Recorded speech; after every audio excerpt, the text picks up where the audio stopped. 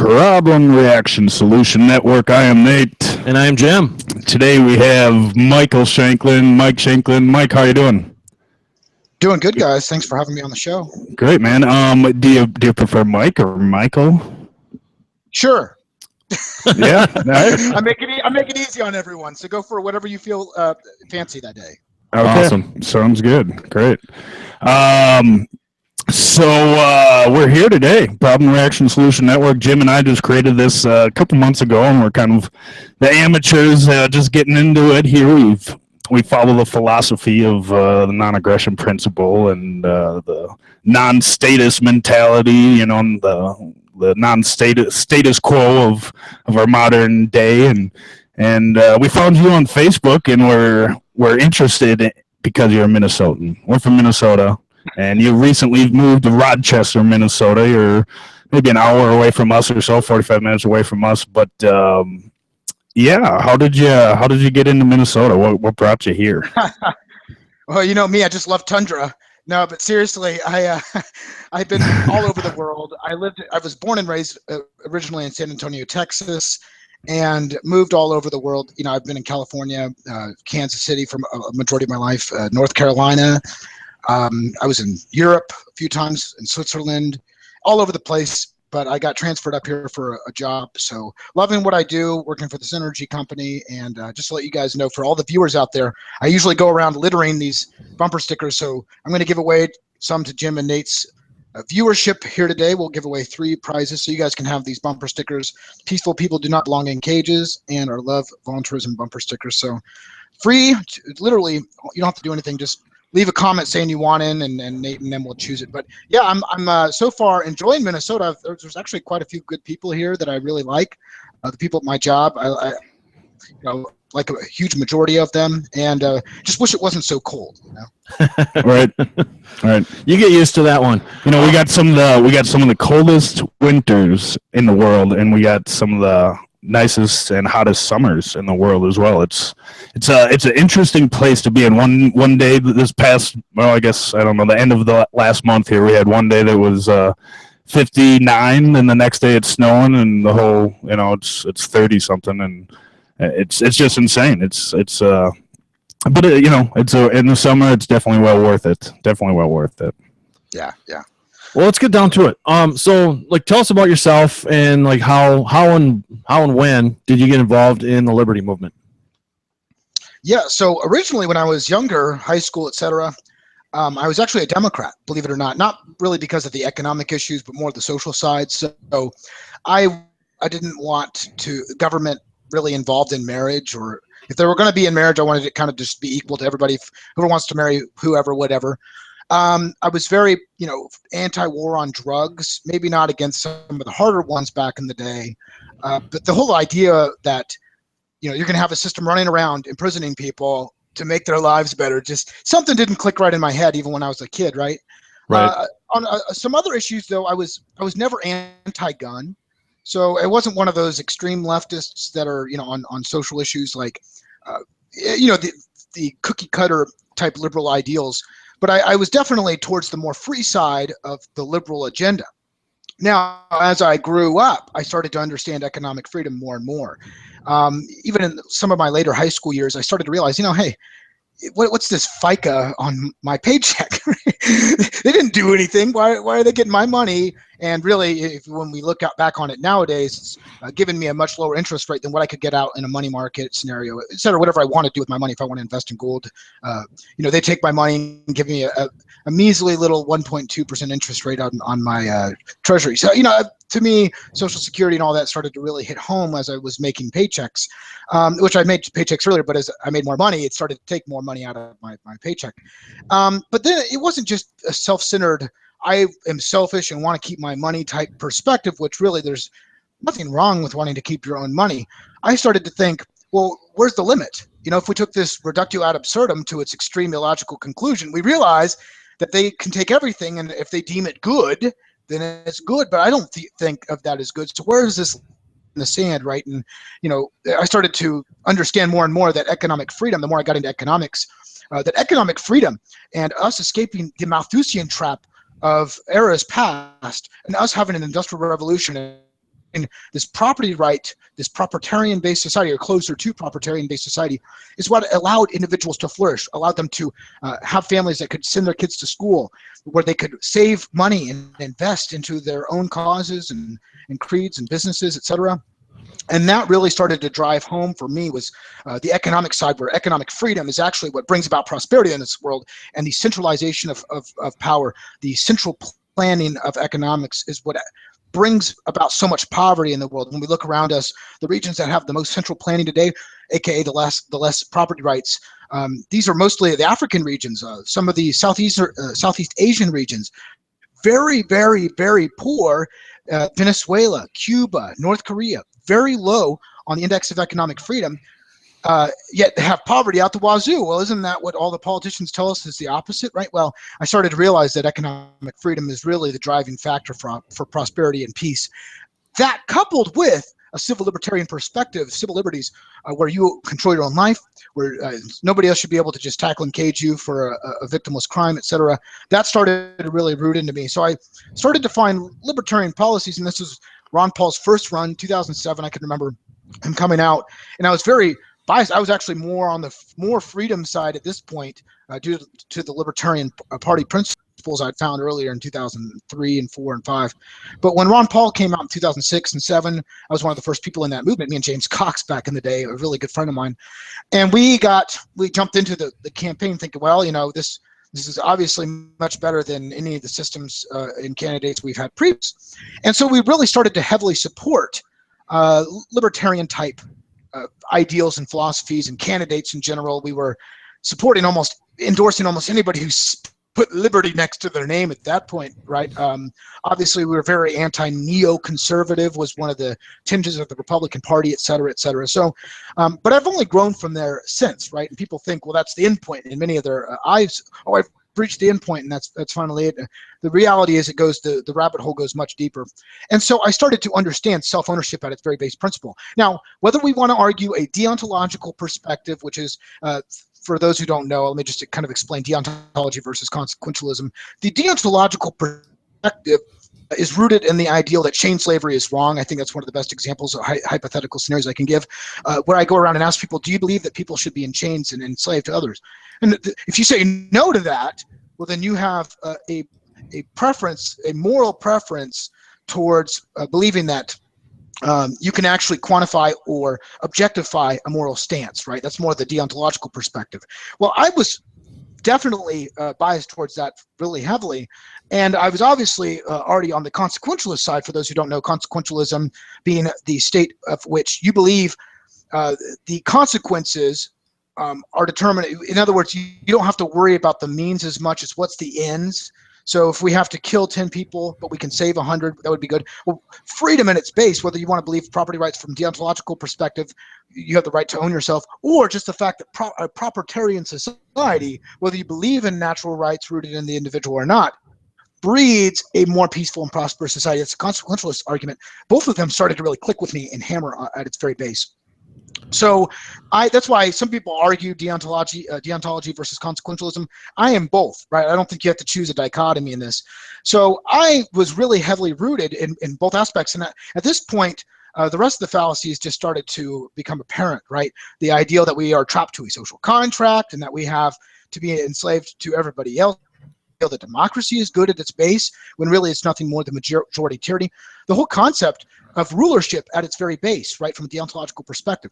So not only did I feel that I had the statistical analysis available and readily handy to me to point out all the prosperity that can be built from a propertarian society, but I found that could be rooted deontologically through normative and ethics-based system. You know, we could go into praxeology and all that, but that might be a little bit too deep for our first show here. The ideal, though, that we own ourselves and that nobody has the right to own or control another person, and vis-a-vis off that there are no crimes in society. Everything that the state says is a crime it might be a crime. Murder is a crime.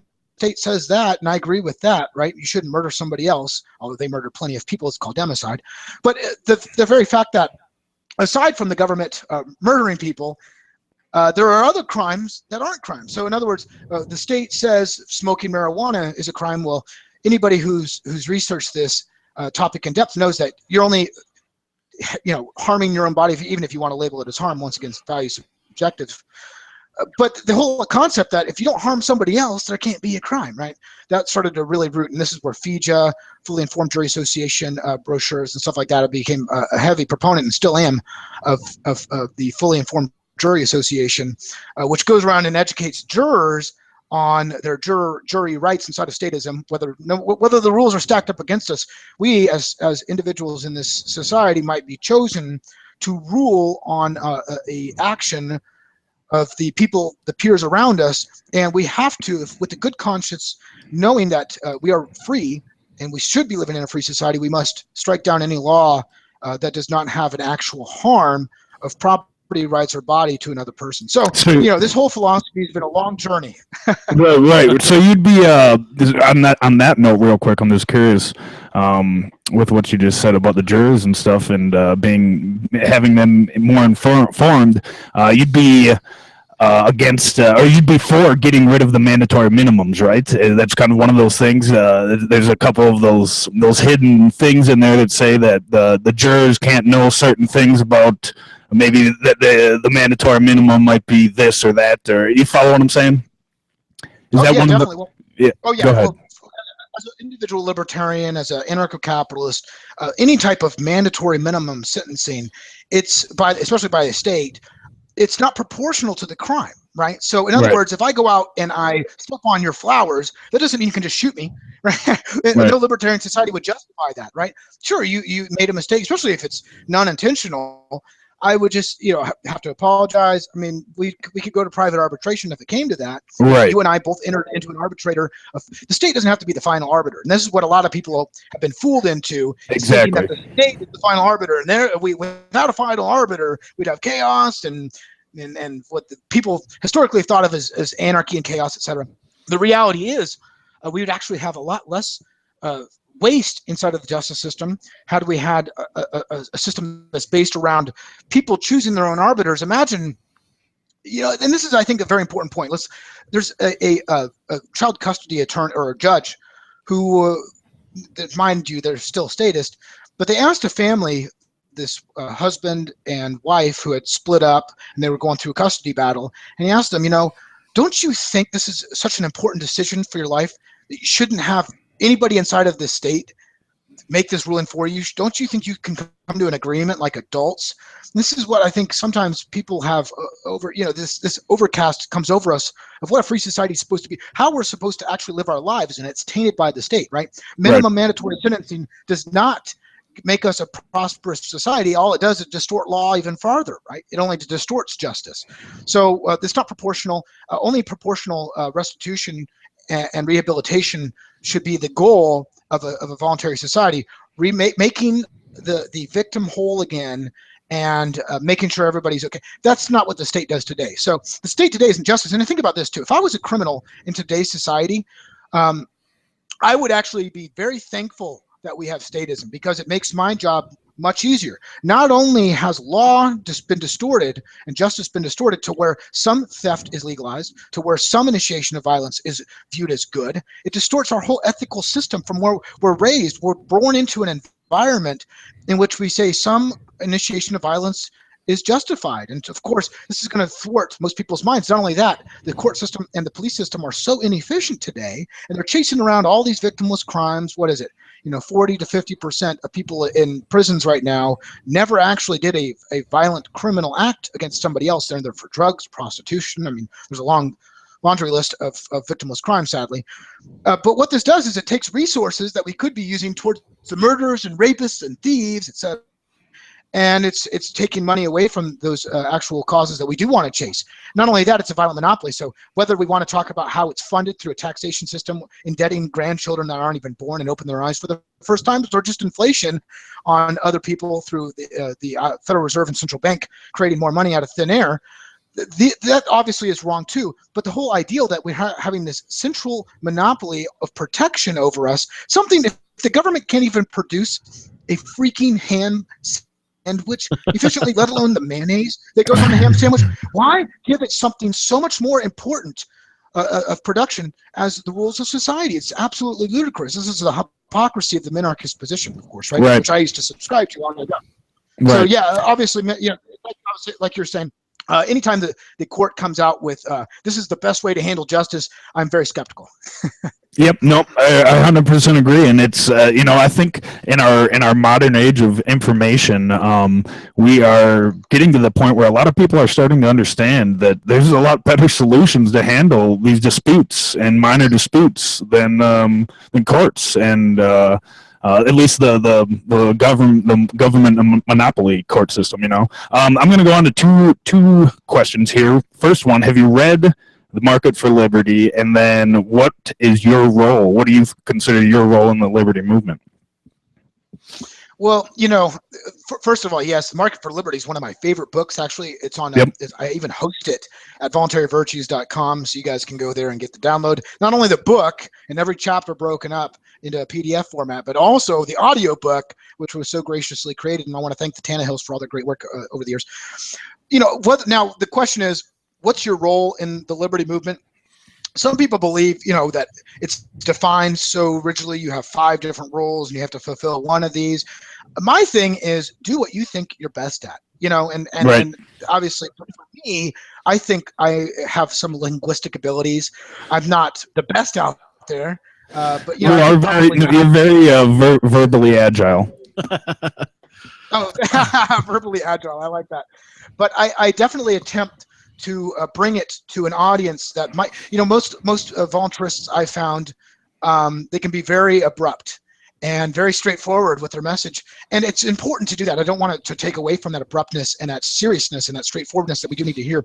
But sometimes the crowds that we reach are people who, there's a lot of people who are very snubberish. They stick their nose up to almost anything, and they feel like they're more analytical and they're more educationally based than some other people.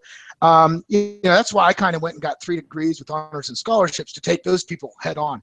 Well, Sure. You anarchists hanging out in your mom's basement, blah, blah, blah, right? Right. Actually, I'm a very well-read individual. I've got, whether you like degrees or school or not, thank goodness, I went to a private institution, so it wasn't nearly as heavily biased towards Keynesianism, et cetera.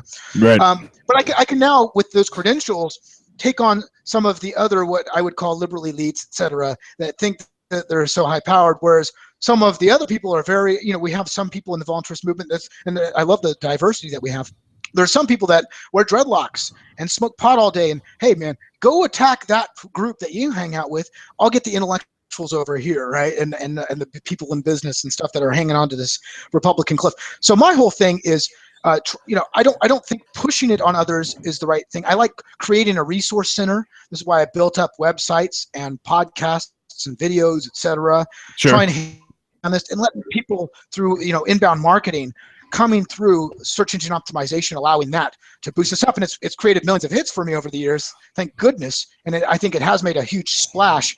But that's really the angle I try to is producing content, making it readily available for others on the internet, allowing them to click a simple link and they can go and learn this 30-minute interview or narration video or something like that to that effect, and trying to hammer away on the intellectual side. But we need people all over the spectrum over here, right? So I don't want to say my way is the one way and you have to do everything I do. Some people don't even document their children, like Alma Sommers. She's the one who leads the Jackalope Festival down in Arizona here. She doesn't. She's very off the grid type. I'd like to make it a voluntary grid. She doesn't think that's possible. So we have different ideals, and that's the beauty, once again, of liberty is the diversity of ideas. As long as we have our base being around a voluntary society, I'd just like to see that being the built of what we build around. The network cut out for just a second. What'd you say that woman's name was with the undocumented kid? Yeah, Alma Sommers. Okay. Is she one of the people? Is she one of the people down with Adam Kokesh volunteering down in Arizona? Yeah, I think she is. Okay, yep. Cool. She Very cool. definitely likes. Adam Kokesh has done great work over the years. We might be skeptical on his new book because we don't think it'll open eyes to, especially Daniel Rothschild and I. He's right now at George Mason getting his doctorate in economics. He's one of my really, really good friends. And, him and I, we really like Adam Kokesh. The book, we might have been a little harsh on the review of it. obviously the aim and the goal were great.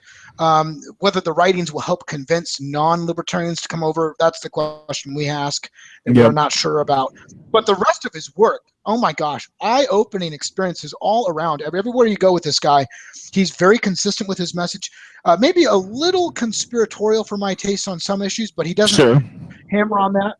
Very based around the non-aggression principle, and I think he hammers both sides, the ontological and the consequentialist, which I think is important to hammer both sides, because we don't want to come across as some religious people, and we also don't want to justify everything by the ends, right? So I think there's the truth somewhere lies in the middle. Sure. On that note, real quick, Jim's gonna get on to the next question, but on that note, I'm kind of on the same page as Adam Kokesh. That's one of the things. I'm a little bit on the conspiracy side. That's one of the things that woke me up before getting into the understanding of economics and how economics is everything with the way to a free society. And anyway, I agree. I'm glad he doesn't go into the conspiracy thing like some people do, and I'm not like that. I'm not the flat earther. I'm not any of these kind of really out there conspiracies. But call it a conspiracy or not, my main argument would be not even an argument, but just my main thought process is the fact that I don't believe with the situation we have today, whether it's poverty or anything all over the world, wars and everything else, the Keynesian economic status quo, just this ridiculous conservative liberal mentality that is consuming everything I don't believe it is ignorance. I believe it's intentional. Call it conspiracy or not. Some people, you can argue on many different areas, but I think it's on a larger scale, it's intentional more than it is ignorance of incompetence of leaders and so on. That's I don't know. What's your take on that, real quick? Well, I think it's a mixture. I think there are some people out there who are really just stupid and don't realize that socialism enslaves people. Right. And I also think there's a bunch of people that are lobbyists that just suck us dry, and they know it, and they know they're doing harm, and they're just going to do whatever they can to feed their families. Sure. So I think the whole spectrum is kind of right. Right. You have the idiot feminist liberals. I think they really believe in their stupidity, right? The feminazis is what I like to call them. And I'm actually a true a traditional feminist. I want equal property rights for all people and all races and all that stuff, right? So I think I'm the true feminist on that issue. I think the ones today are extremists. They're the ones who initiate violence for their ways, etc. They're anti-equality, even though they act like that's their mantra. So, but yeah, I think some people are really, really good-hearted and just do stupid things, and I think some people are very corrupt-hearted and use the system to gain for themselves, and they know so. So, what the mixture is, I can't read minds, right? This isn't Minority Report, so I can't really say exactly which is which. I don't think, honestly, I do think that Dick Cheney made lots of money during the Iraq War. Okay, and I think that's documented pretty well. Sure. Now, did they actually also believe in getting Saddam Hussein? I think they did. I think that they didn't want him as a dictator. I think they really believe in this neoliberal kind of democracy is freedom type mantra. I think they really actually believe in the American democracy that George Washington set up for us, even though they're clueless on history and economics and the rest of it. So, I think it's a mixture with most people. I don't think that most people. I do want to say this. I think most people in the world mean to do well. I think not everyone. I would say a majority, 51% to much higher.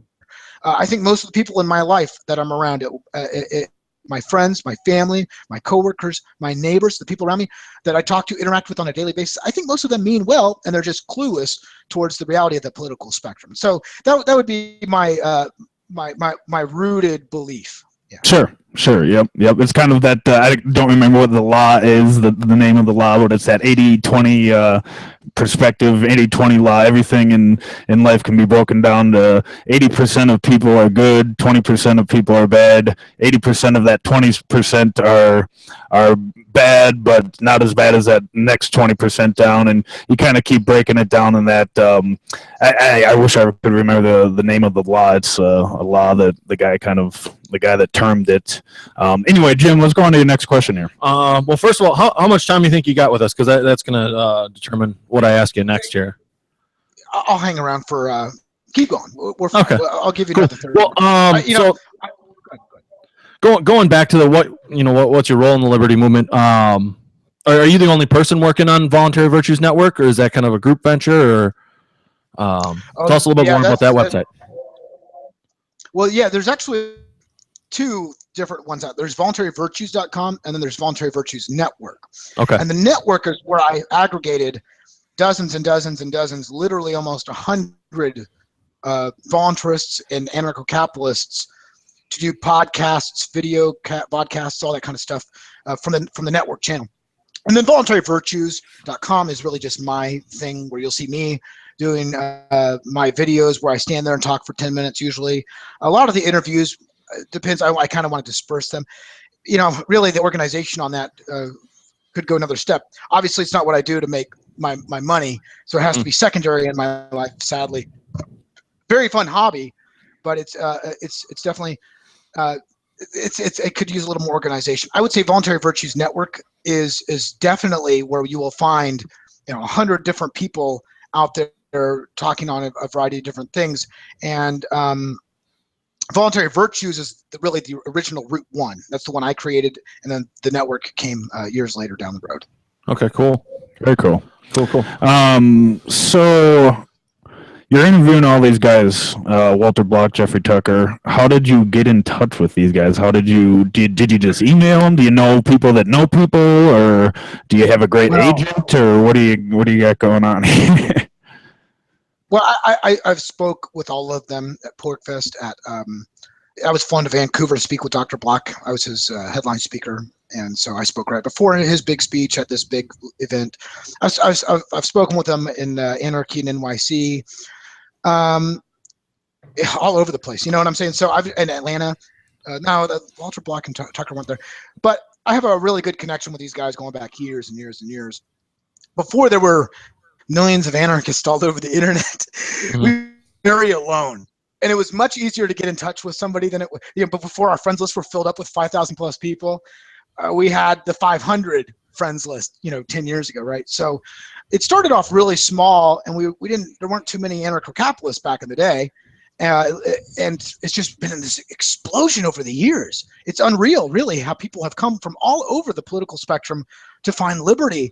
And so I'm still seeing it. I'm still seeing it right now on a daily basis. Different people waking up every single day, and you always hear. I watch a lot of stuff on YouTube, and I follow a lot of different guys, and you always hear people saying that, but it is very true. Every single day, new people are coming to this idea of anarchy, but not the chaos, garbage can through windows, looting anarchy, but the anarchy of non-aggression principle and leave me the hell alone,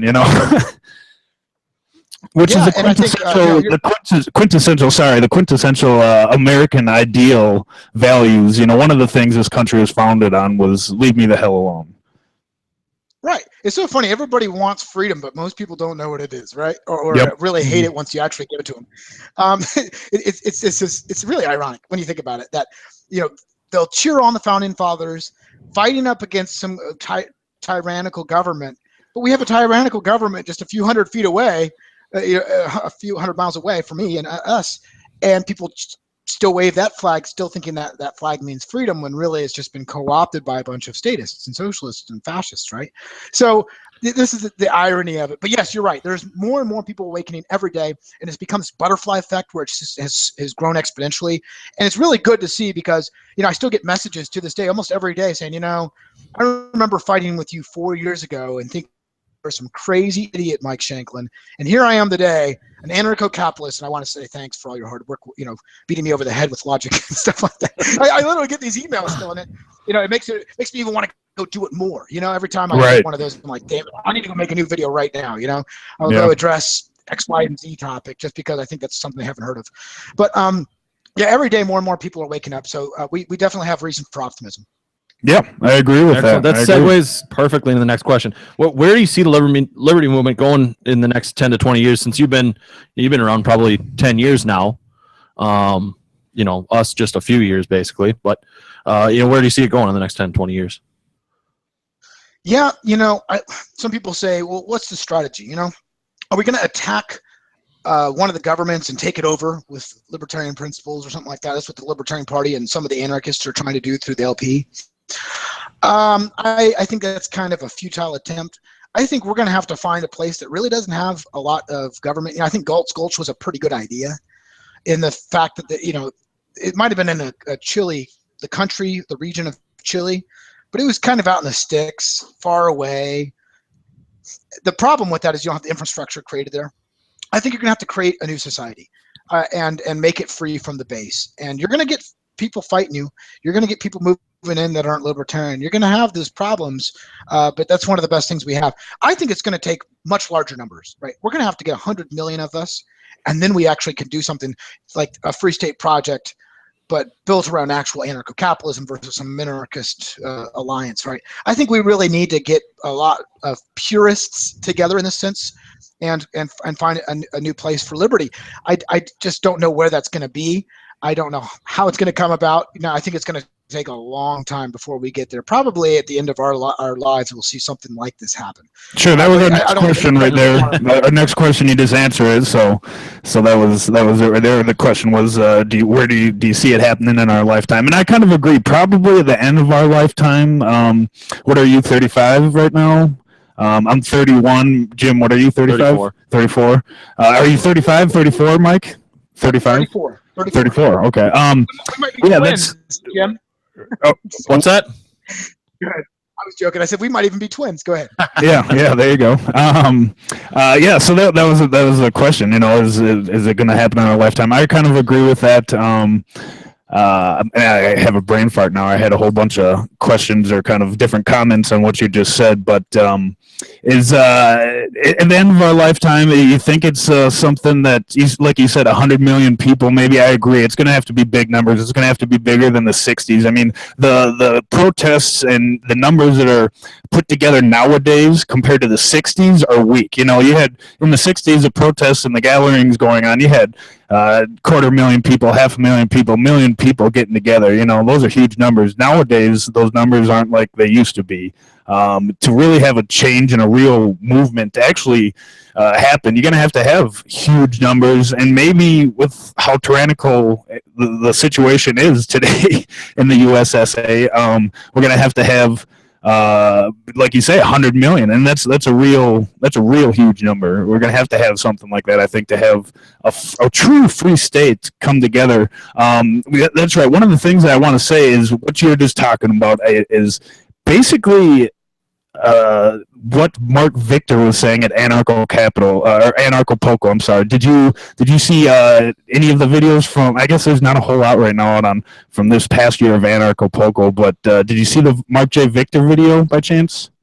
I didn't see that one. I saw some other videos from Anarcho Poco. Okay, yeah, you should check that one. I'll go to Mark J. Mark J. Victor, the attorney for freedom. Mm-hmm. Right. Check. Yep. Check out his. He needs more subscribers on YouTube. I really like him. He's anarcho-capitalist all the way, and his speech from this year at Anarcho Poco. It's about 45 minutes long. You can find it on Mark J. Victor's YouTube channel, and it is extremely, extremely cool. He points out everything what you just said. We gotta win the hearts and minds of people.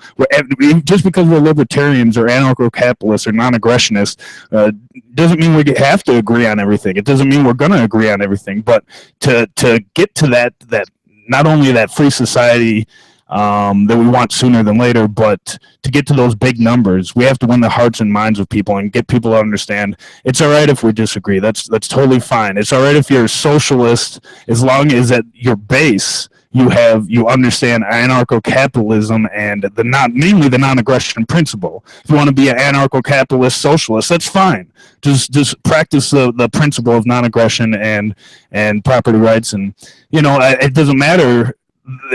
It's all about winning the hearts and minds of people. Well, yeah. First of all, it's generational. So, as I hate to say it this way, I love my family, my grandparents, a lot of the older people in my life. But as you get older, it's a reality that we get stuck in our ways, and that a lot of the people who are awake to anarcho-capitalism happen to be the younger crew who have looked back on the baby boomers and all the other generations in the past and said, "You guys are just banging your head against a wall," and I'm not going to do that. I'm not going to go bang my head against bricks. Right? This is silly. Right. And so I think that's one thing that is going to have to happen is it's a generational shift. And as the years go by, the people with the outdated ideals will just go away, and the new ideals. And this is what happened with chain slavery too, right? As people outgrew chain slavery. The governments are always 20, 40, 50 years behind the people and the thought process of the time. So, these people are just way behind, and it's just going to take a long time for this to come about. I had another point, and I forgot what I was going to hammer on. So I'll probably if I think about it, I'll come back to it. But feel free to go to the next question. Sure, Jim. What do you got for him? Well, we actually got to the end of the list here. Hold on. I got. That's what we were talking about: anarcho-communism and anarcho-capitalism. I actually have a very good video. If you type in anarcho-communism, planned chaos on YouTube, you'll find my video. Lots of hits, and other people have reposted all over the internet. So at this point, it's kind of had the Streisand effect. Even if I wanted to hide it, there's no way I ever could, right? But it really hammers away on the ideal that an anarcho-capitalist society will allow for a mutualist society. They'll allow for communism. You can have your own commune, and you can come together. You don't have to have property rights if you don't want to have a commune. So anarcho-capitalism is actually very tolerant of most other ideologies, but the reverse is not true. You could not have capitalism inside of anarcho-communism. You might be killed for it, honestly. So this is the beauty of anarcho-capitalism, is it enables people to have whatever type of society that they want. It just says, abide by the non-aggression principle. So I think it's important to point out that you can have almost any type of communist or socialist behaviors inside of a capitalist society, but it doesn't go the other way. So that's why capitalism should trump from a moral perspective. Right. Yeah, I 100% agree. Moral, the philosophical moral perspective, and on the philosophical economic perspective. Again, everything is economics. My mic just cut out there. Everything is economics, and I even look at everything being economics in coming to morals and ethics. I mean, let's try to grow as free, beautiful individuals with knowledge, and grow our brains, exercise our brains, and to do that with living by true morals and real good morals and ethics, and is to understand how to prioritize them, right, and really use them to your best advantage with on an economical speaking basis. I'm kind of rambling on, but Jim, what do you got? You got a question for him? No, I got to the end of my questions. Okay. All right, right on. Let's not take up too much of your time here, but just wrapping up here, why don't you plug your YouTube channel and your webpage and Facebook and all that. I know you had a couple great interviews here over the last couple of weeks, and then you have a few scheduled too. Yeah, right. So we just had Jeff on last weekend. Yesterday, I had Dr. Walter Block, a great economist of the anarcho-capitalist blend. On Tuesday, I have the presidential candidate for an anarcho-capitalist presidential candidate. His name is Daryl Perry. He'll be on the Voluntary Virtues ZeroCon YouTube handle. So head over to Voluntary Virtues ZeroCon on YouTube. Just type that in. You should be able to find my channel real easily. And on the week after that, I have legal expert Mark Stevens. He'll be on the show. And then I have Jeffrey Tucker. I'll have Jeffrey Tucker and Walter Block on once a month moving forward. But all of these are hosted. All of the events on Facebook can be hosted and found on Statism is Slavery. Just like, chain slavery is a thing, and some people like to call debt slavery. If you're enslaved to a government, that's debt slavery. I think that I believe that statism is political enslavement. So we're enslaved to a rulership, political rulership, and that's the beauty of anarcho-capitalism. It would get rid of that forced hierarchical system. So I truly believe that statism at its base is a form of enslavement. So head over to Statism and Slavery. We have almost 200,000 subscribers and growing. Wow. So thanks to everyone over there who's helped us grow. Yeah. And you can always find the events over there, the times, the whole calendar, etc. And also voluntaryvirtues.com. I really haven't done too much work on the websites. I just put them out on YouTube and hope that they grow from there. And most people take it and run with it and make them viral that way. But definitely voluntaryvirtues.com. And then we also have a side thing where we do a lot of people who just write, a lot of authors for freedom, and that's politicalcure.com. You also find that Facebook page, thousands and thousands of subscribers on that as well. So we have about 40 authors for freedom, and then Voluntary Virtues Network is where the video vodcasts are from. So we have about 100 different anarcho-capitalists that do videos over there, and you guys are always more than welcome to rebroadcast your show over there as well, because this is just exactly the kind of quality of content that we want. So Sure. Cool. So yeah, I think that pretty much summarizes all the plugs I need to get out. Okay. What's up with Minnesota here? Are we the only 3 anarcho-capitalists in Minnesota? I mean, I know plenty of conservatives. I grew up conservative myself, and just until the last, I gotta admit, last 6 months is when I've came to this whole idea. And one of the guys that really turned me on to it before anybody else was Jeff Berwick, and he's very forward, and that's it. At first, it was uncomfortable when I first started going down the rabbit hole, because it's like, the first time I heard him say he's an anarchist is like, all right, I'm gonna find something else to watch or listen to here, but after understanding, I followed Adam Kokesh long before I ever knew he was an actual anarcho-capitalist, and I mean, mainly I didn't follow him a lot, but I watched a few of his videos, and after coming to understanding him, Stefan Molyneux, and listen to a lot of stuff, Anarchast with Jeff Berwick, it's really opened up my mind, and it's the only thing that makes sense. I'm not the smartest guy out there, but it's pretty easy to understand basic economics. It's pretty easy to understand how it affects and can affect everything in life, and it's really all that matters to solving a lot of our issues, and not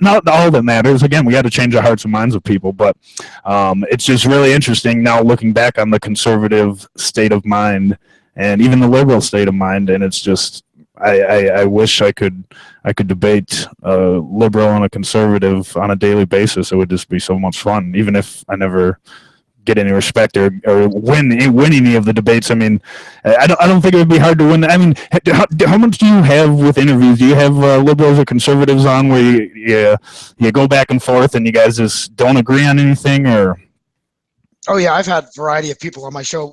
I've done shows with Zeitgeistians, the Venus Project type people. Yep. I've done shows with extreme socialist, anarcho-communists. I've done shows with Republican minarchists. I've done shows with everybody over the years, and I really do think that it's good to address other philosophies and ideologies, because you're going to reach a new base that you'll never touch otherwise, right? These people don't even know to Google anarcho-capitalism, or they think that capitalism means politicians being lobbied by lobbyists and stuff. Capitalism is, right? So I think it's good to reach out to those. I still like these kinds of shows, though, because we can actually hammer on the principles of freedom.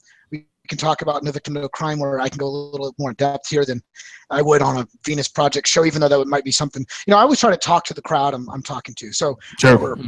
So if I'm talking to a bunch of conservatives, I'm going to hammer away on freedom, because a lot of them still believe that property rights, and then take everything from there. And this is why the war is bad. This is why the Patriot Act's bad. This is, take it from their principles that they already, recognize and adhere to. And the same thing with the leftists. Oh, you want to end the war on drugs? Well, then property rights is your only solution, because the lack of property rights is what creates the theft and subjugation, which allows them to fund this DEA system, et cetera, et cetera. If you really want to have equality for gays, then you got to get government out of marriage totally and respect property rights so they can't steal to discriminate against gays, et cetera, et cetera, et cetera. So, I think it's important to not only reach out across the aisles to these other philosophies, but to speak from the direction they come from, relate with them, say, hey, we understand and we actually agree with a lot of your end goals. The means is where we disagree with. And Sure. We believe that it can be achieved through violence and the initiation of violence where you do, and that's what's actually creating more of the problem, right? Poverty is not created by free markets. It's been created by a lack of free markets, a lack of people to have to increase quality of the products around them and to lower prices, right? People usually forget the third party and that's consumers. So, this whole thing goes into that play, is trying to talk to the audience that's around you, that you're, that you've been invited to speak on, and just try to hammer away on the points for them. And I'll tell you, it's really hard because you got to know so much history. So some people will come at you and their whole thing is Glass-Steagall Act of, in 2000 or 1997 it was repealed and blah, and they think that's the root of it. So you have to go down this rabbit hole and find out the root fallacy for them. And I still think the Socratic method is one of the best ways. So just asking inquisitive questions of them, being respectful of their mindset, and just trying to corner them philosophically and intellectually with, well, if you believe that the war on drugs is bad, why would you continue to fund it through taxation?